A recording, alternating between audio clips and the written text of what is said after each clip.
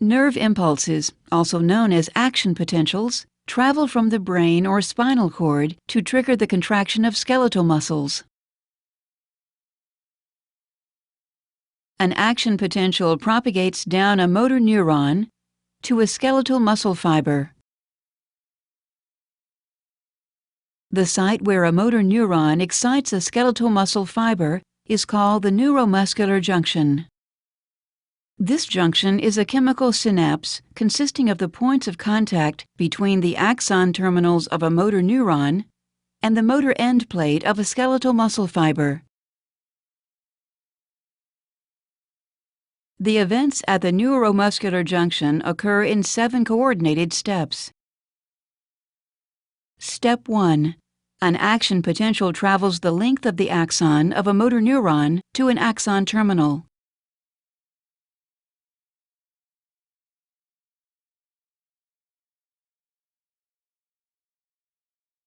Step 2. Voltage-gated calcium channels open and calcium ions diffuse into the terminal.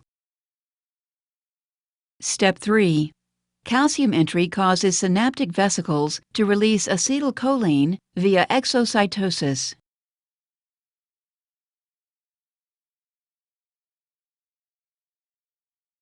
Step 4.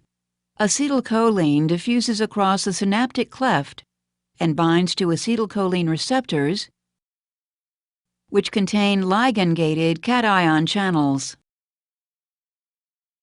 Step 5. These ligand-gated cation channels open. Step 6. Sodium ions, shown here in red, enter the muscle fiber, and potassium ions, shown here in blue, exit the muscle fiber. The greater inward flux of sodium ions relative to the outward flux of potassium ions causes the membrane potential to become less negative. Step 7.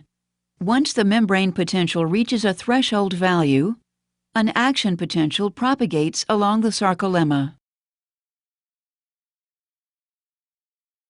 Neural transmission to a muscle fiber ceases when acetylcholine is removed from the synaptic cleft.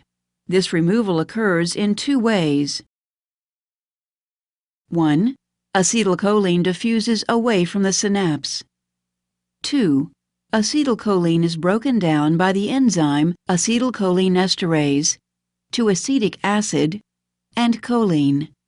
Choline is then transported into the axon terminal for the resynthesis of acetylcholine.